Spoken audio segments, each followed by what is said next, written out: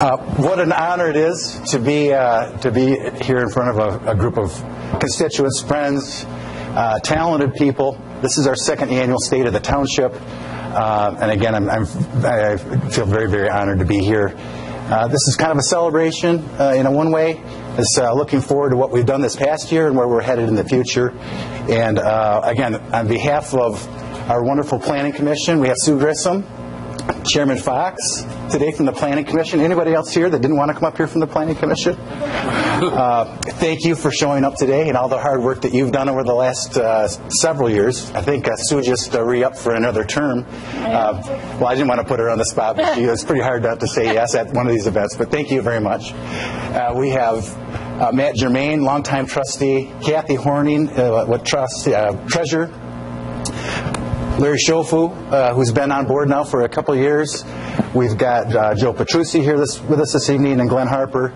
It looks like Joe Colaney could not make it. But again, on behalf of our entire township board, is there anybody, constituents out here that I'm missing? I did want to say Jan Sifferman. Jan, stand up real quick. Jan recently made the announcement after 40-plus years within the school district, she's going to be moving on. So.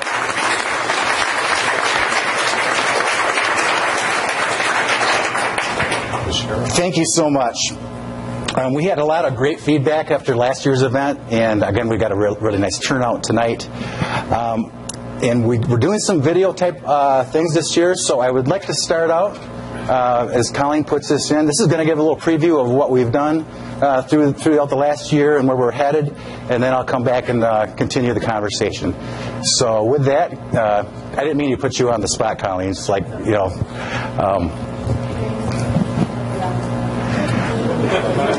So how's everybody feeling about the election coming up? That is a loaded question. I don't think we want to go there today. Or maybe not next week. I'm not sure when we want to start that conversation. But here we go. Every year when it comes to what we're looking for as projects in the future, the township goes on a board retreat. And at that point is when we talk about what projects we want to put together, where we want to put the infrastructure, parks, sidewalks, road infrastructure, and those sorts of things. We want to put a lot of that money back into the community itself. One of our biggest projects that we've completed here in a month or so is Capper Road.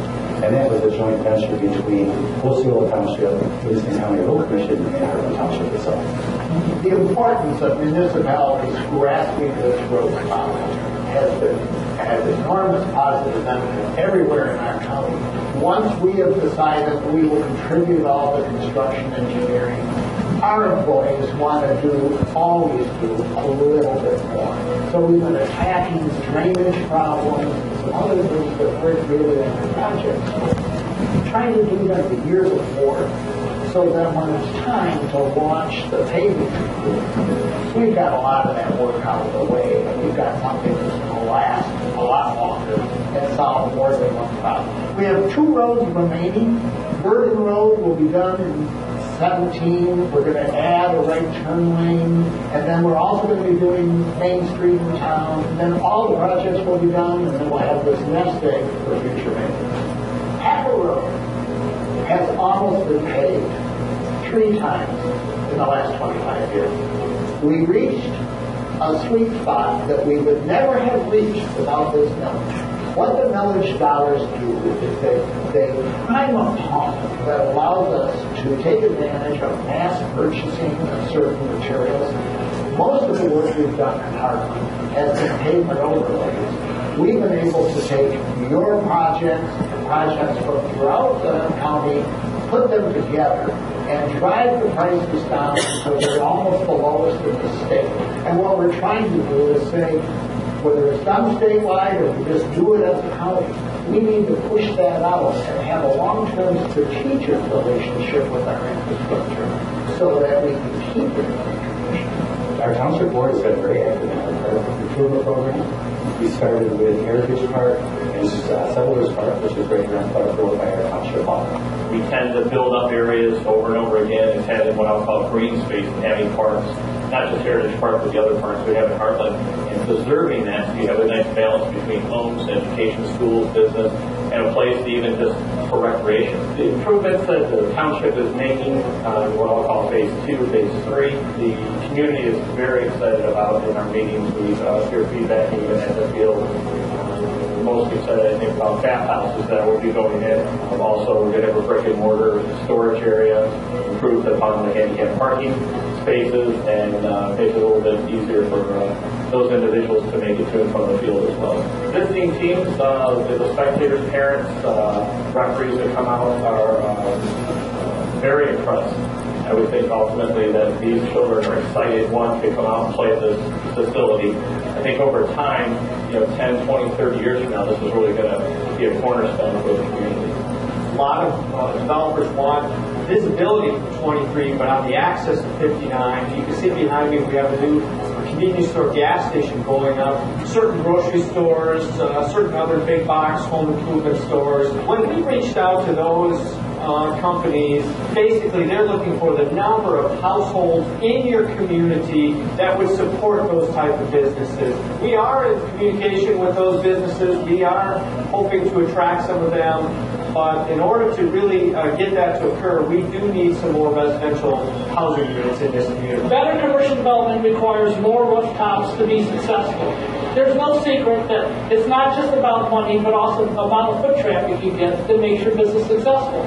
The higher the density in the general area, the more the assured business activity for the commercial developer, the more likely the commercial developer will come there because they have that assurance. The amount of land that's still here in a rural setting plays into the open field, and the combination of bringing in new families and maintaining the tradition that's here, I think really appeals to the majority of our buyers. As the businesses start to help out on their side, developers of residential property have to help out on their side, make sure that we keep an abundance of housing stock available for these new workers that are going to be coming into the area. We will definitely take a lot of pride in knowing that we helped build this for the future. The reason my family and I chose Hartland was because we've lived here for 12 years and we really believe in the community. We always felt that Hartland was aching for another option to go out and eat, and we're trying to be that family tavern type option. We were 2 months old yesterday, and it has definitely exceeded our expectations. The Hartland is definitely has a base of income that meets the small businessman, the small business person, and can support it.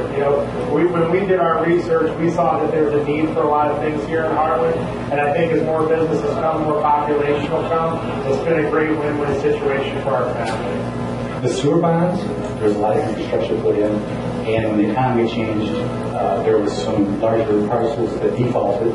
The township itself bought, on behalf of the sewer district, those properties back, and we are eager to say, at this point, most of those are actually been secured by new investments. We're looking forward to the future that's not going to be an issue, a long-term issue for the finances of the township. So the township's really excited. Our auditor just came back with, it's going to sound odd, as an unqualified response, which means we can't get any higher than that. We as the township board feel that it's very important for any type of government, especially here at the local level, that we're very transparent. The reason we do surveys is because it's the best way to try to get feedback more directly from residents. There is no question that Hartland Township has some high standards when it comes to building here. And the feedback from our residents is pretty clear that they support that as one of their community values. You can see all of our activity, all of our board meetings, all of our minutes, and everything are either online, on TV, and if you want to at any time go back and watch the actual board meeting, you can go to our website, click on a link, and you can watch the whole thing as if it was being taped live. Part of that transparency is we actually want to hear from our citizens themselves, and if you ever have a question, you can contact any board member at board@hartlandtwp.com.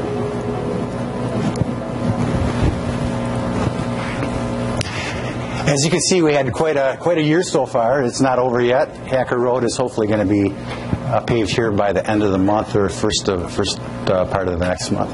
I did miss somebody earlier, and he's my hero right now. He's the no sign guy. Under Sheriff Murphy, who is actually running for our sheriff, is made a pledge not to put signs out. And I know it kind of sounds strange, but it's kind of nice to have a community that doesn't have a bunch of signs out in front. But best of luck to you next week or next month. Going back to roads, Colleen, if you could kind of put up a slide. Several years ago now, we started with a task force, a road improvement task force, come up with ideas. They worked their tails off for about a year, came up with a plan. At that point, the Township Board decided to put that to a ballot initiative to our constituents, and it passed, not by a lot. And the reason we put that out there is because the surveys that we've done ever since we've been on the last 12 years or so state that our roads are the most important things for our community. We're pleased to say in 2015 we did several smaller projects because the bonds were just becoming available. We had to kind of get our ducks in a row with the Road Commission. So you'll see we did Blaine, Bullard, Fenton, and Clyde in 2015. This year, 2016, we did a gravel improvement road to Dunham. Hacker, again, which is Commissioner Crane, he really nailed it on the head that it was a community effort from Osceola Township, the county, and ourselves. And without all three of us coming together, we would have never been able to pull that off. Pleasant Valley Road had some gravel improvements. Reed Road was repaved. Hebner had some pavement work on it, and Clyde Road as well. Part of the discussion today is cooperation and collaboration between not only ourselves and other governments and other people, but we try to work together. And the Road Commission has really stepped up. They have done several projects that were not ready to go through our millage this year. They did it on themselves. They did a turn lane on 59. They did an extension over here on Dunham Road. And they also did an extension up on Clyde Road. That was costs that came through their funding itself, but they showed their appreciation back to our community as we're investing in our roads themselves. Just a word of note, the township does not own the roads. The roads are either owned by the state of Michigan, the U.S. government, or the Road Commission. So based on our businesses contribute to that 1.5 mils, we feel that we're investing in something that's really important to our community, and we're excited for next year. You'll see some improvements in the village, a lot of other smaller projects, and then you may have noticed that there's some sidewalks that have been put in across from the old high school, or the middle school, on Hartland Road, next to the old Township Hall. One of our goals as a board, we had a lot of discussions, and a lot of people here can state how many hours we had discussing sidewalks, because it's not an easy issue. But at the end of the day, we made a commitment to start in the village, to connect the village to M59. So this year we did Springer Field across the schools. We had hoped by today that there would have been a sign that we put in. It's a crosswalk that actually is going to blink on and off. It runs off solar. We thought that was part of that green initiative that we're part of. But at the end of the day, there will be a crosswalk there. We felt that was really safe because those kids that are going back and forth not only from school, but utilizing Springer Field, and also when they're walking across the street to the teen center, they have a safe place to cross. Next year, we've just made a commitment as a board that we are going to continue Hartland Road from Dunham Road all the way up to the Myers Complex. And what we've noticed, a lot of people are starting to utilize our sidewalks more and more in the village area. This will allow that now to be connected from the village to M59. The other areas will be discussed at a later point, but again, that's something that we made an agreement, per se, when we put the road millage in, that the township will contribute to make ourselves a walkable community. And that being said, those dollars that are going into sidewalks were not through the millage. They were from our general fund themselves, and we'll get into that in just a little bit. But the extra dollars that we bring in, we put those capital improvements, and sidewalks are one of those that we're utilizing. We'll move on to parks. As stated, we are very pleased to have two beautiful parks. The first park is Heritage Park, which is on M59. That's more of an active park, and without, again, that cooperation and collaboration between HIA, which is the Hartland Area Athletic Youth Association. We've got community soccer, and then the other one is the lacrosse team. We work out a program with them where they help maintain it at a certain level. Then they go above and beyond way above and beyond what we would get if we weren't working together with those folks. And if anybody's been out there on a Saturday in June or in August and seen how many kids are out there on those fields, and I've heard some different business owners that say when we have those big events, when you have 500 kids coming in from a weekend, that it's a real boom to our community and our businesses as well. And that was, that's part of it. It's the businesses, it's the schools, it's a family-oriented thing, and that's what we're really trying to achieve. Springer Field, which is right behind here, it's around 100 acres. 2 years ago, we put in a walking path. If you've never had the opportunity, there's 2 access points. There's one off Dunham, one right behind the hall here, and it actually goes right and ties into the Ramco Gershenson right where behind where Myers is. It's about 1.5 miles, and if you love nature, by all means, go out there and check it out. You can ride your bike, you can walk your dog, you can go out there, and it's beautiful out there. There's some wetlands, there's a little pond out there, there's trees, there's birds, there's everything that you can imagine. And that was the purpose of that, is to be a much more subtle opportunity for families to get away and go out for a walk. So that was really an exciting thing that we've gotten to this point. So we've been working with another group, Park Improvement Plan Committee.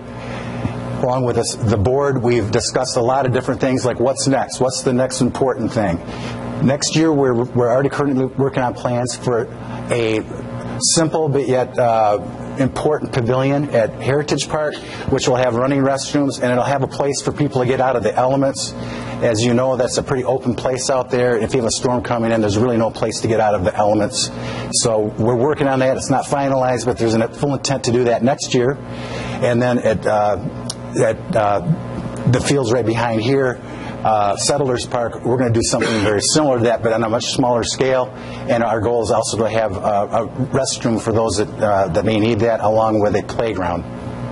I just did want to mention a couple other parks in our community that we don't want to forget about them. Springer Field, again, if you notice that parking lot this year, we came in with some limestone, we came in with some pavers and made it much more organized. It used to kind of be a free-for-all in there, but now it's much more organized. You can tell that when people are parking there.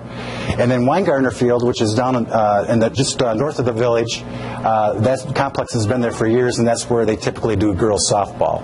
So we're proud of our parks, we're proud of where they're going, and again, it brings us a sense of community, and we think that's really what we're about. It goes back into our brand of Friendly by Nature. Briefly on financial stability, I'm going to mention it again because it doesn't make any sense to somebody that grows grass for a living, but an unqualified opinion, you can't get any better with that, and it doesn't kind of ring a bell with me, but maybe I'll get my arms around it someday. But our auditor basically states we can't get a better recommendation. That all goes to the state. We get an audit every year. So that goes on behalf of Kathy and everybody in our staff that works hours and hours and hours to get that accreditation. And speaking of that, I know it's not on my agenda, but last year we were one of the only, I think, 2 or 3 assessing departments in the state of Michigan that was recognized as we got a perfect score. So, I mean, that was pretty cool. It was something that the board strived for. We wanted to see if is it even attainable, and Jim Heslop and his crew did a wonderful job. We were only, I think, one of 3. I might be off a couple numbers on that, but one of just a handful in the state of Michigan. So, congratulations to them. We get asked all the time about development in our community. There isn't a lot of development. Ask Troy and his crew in the planning department. It seems like every day, every week, there's somebody else coming in, knocking on the door, seeing what's coming in. As you can see right now, we've got 2 new gas stations coming in. We've got a Speedway, which is apparently their state-of-the-art store, which is on 59 on the west side, and then we have Mug and Bops, which is down here, another state-of-the-art gas station. I know those don't sound that maybe like neat, but at the end of the day, when we moved to this community over 20 years ago, I believe there was 5 gas stations, and if you know what's happening right now, we're down to 1. So we're kind of going back in a different direction than we used to be. But at the end of the day, those are all state-of-the-art. From how they film them to how the environment and everything else that goes with it. So we look forward to not only those, but several other developments. On the books right now, we have over 500 new homes that are in the wheelhouse Some of them are already approved as developments. Some of them are close, I would say maybe within 6 months for final permitting. And that's a lot of houses. And we see that, we anticipated that back in the early 2000s when we put a sewer system in. At the end of the day, we're seeing that now come to fruition 12 years later. There's a lot of demand, and a lot of the demand has a lot to do with the people that are in this room, with the schools, with the library, the business owners. And again, there's a reason why we're successful. There's a reason why people want to live in Hartland, and it's because of all the things that we're working on together as a team. Tractor Supply is still planning on going forward. We've got a company called Rural King bought the old Walmart. They have not come in for anything official yet, but a company did buy that building, and they don't have anything official, but they are looking at that site for something in the future. They will be working with the Planning Commission to make sure that they meet the ordinance and the plan development part of that pretty large development. Town and Country Veterinary Clinics continues to show an interest in our community. The Cromaine Library, the Krause family, and a bunch of people about a month and a half ago had a groundbreaking ceremony at the library that has broken ground. I'm not sure exactly. I don't know if CC here. I don't know if you've been to the library. Anyway, my guess is that will open in about a year, and there's a lot of activity. You can go onto their website at the Cromaine, I think it's .org, and you can see what's going on with that development. And there's a lot of development opportunity in the Meyer complex. It's actually a lot of people are coming in for informal things. Nothing's, again, we try to take the stance until it's official, until they come in with a site plan. We don't want to put something out there that may be hearsay until we know that they actually have a site plan in place. So there's a lot of activity, but nothing official at this point.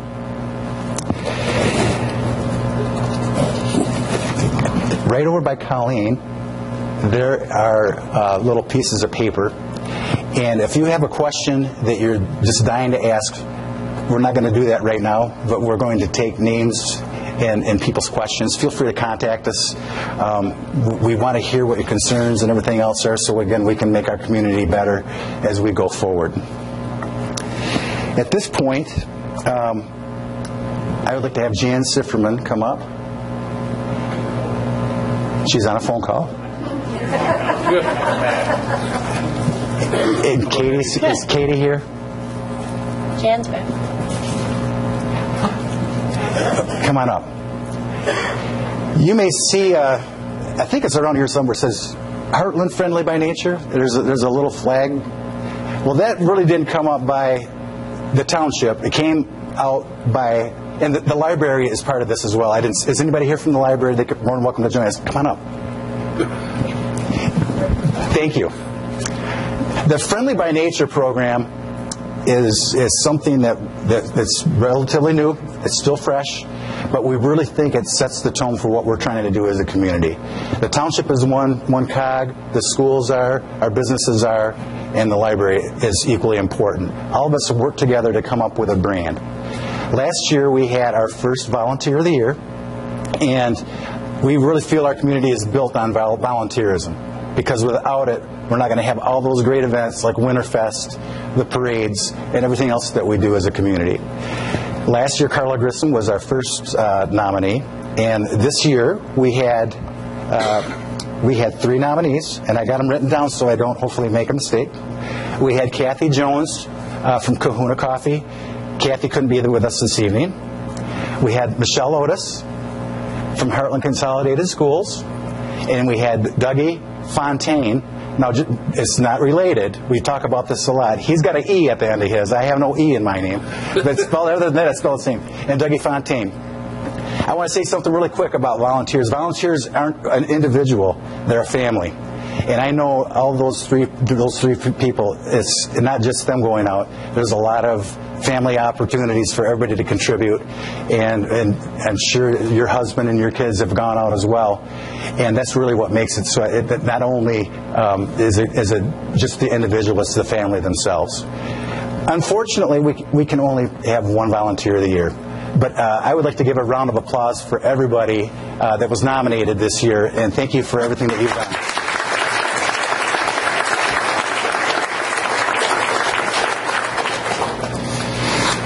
This year's Volunteer of the Year I actually got to know him a couple years ago with my wife, and he's been a wonderful asset to our community. He's always there to help. And that being said, I would like to welcome and acknowledge Dougie Fontaine as our 2016 Volunteer of the Year.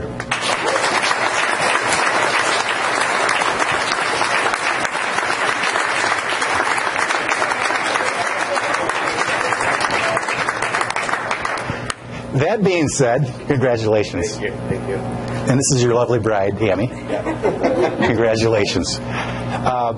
We have a proclamation, and as opposed to listening to myself talk anymore today, Jan Sifferman said she would be willing on behalf of our brand to honor Dougie with this proclamation. And I just hang on one second. I got to do. Thank you. Whereas Douglas Fontaine is a highly respected local business person and valued member of the Hartland community who gives generously of his time and talents to several nonprofit entities and community events. And whereas the Hartland Friendly by Nature Volunteer of the Year Award recognizes those selfless individuals who work tirelessly to make Hartland Township the exceptional community that it is. And whereas the Hartland Township Board of Trustees wishes to recognize Douglas for his generosity and the countless ways in which he and his family contribute to our great community, as well as the example that he sets for others. Now, therefore, we, the Hartland Township Board of Trustees, do hereby acknowledge and proclaim that Douglas Fontaine is the 2016 Hartland Friendly by Nature Volunteer of the Year.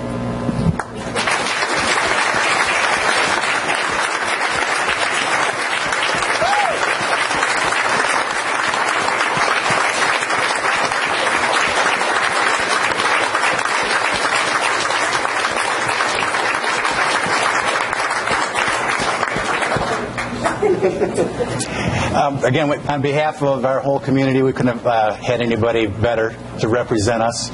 And boy, do I have some things for you now, brother. Actually, Hank Valpel, Hank, if you want to raise your hand, he's our state rep. He just showed up here. I wanted to acknowledge Mr. Valpel for coming this afternoon. That is the end of our formal, if this is whichever you want to call it, our presentation. The board members, planning commission members, Hank will hang around. We're going to be here, have a bottle of water, a cookie. Again, on behalf of the township board and our entire community, thank you so much and have a blessed day. Congratulations. Thank you. Thank you. Yeah.